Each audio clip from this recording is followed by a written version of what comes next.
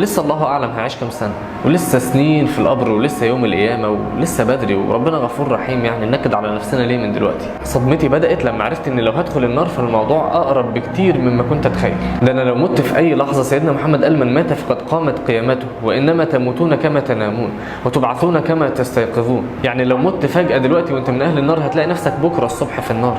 ولا انت ما شفتش حد مات فجاه؟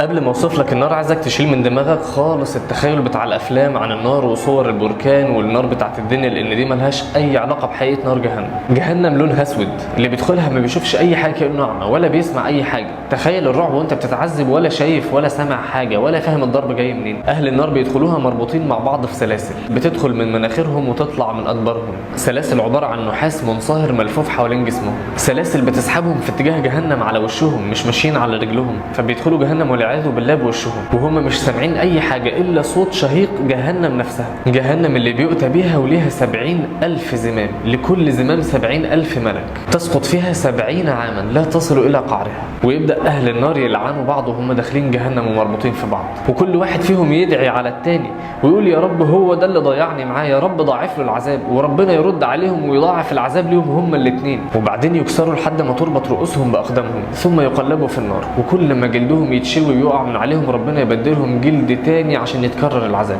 وايديهم ورجليهم بيكونوا مربوطين فما فيش اي حاجه تحمي وشهم من العذاب. ربنا بيقول تلفح وجوههم النار وهم فيها كالحون. ومن شده الجوع بياكلوا شوك بيقطع جسمهم من جوه، ومن شده العطش بيشربوا ماء مغلي بيشوي وجوههم من قبل ما يقدروا يشربوا منه، فيضطروا انهم يشربوا من الصديد اللي نازل من اجسامهم وهي بتتشوي. في شجره في جهنم اسمها الزقوم، الشجره دي بتنبت في قعر جهنم وبتكبر في جهنم كلها.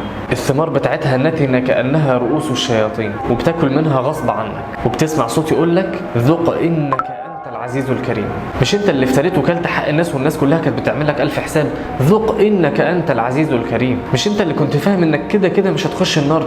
ذق انك انت العزيز الكريم. وهتنده بقى ساعتها على اهل الجنه عايز بس ميه، بس مفيش. هتطلب من ربنا انه يخفف عنك يوم واحد بس من العذاب، بس برضه مفيش. هتنده على مالك خازن النار وتقول له قول له ربنا يموتني يمحيني تماما، بس برضه مفيش. فالحق نفسك دلوقتي انت لسه فيها، واتق النار ولو بشق تمر.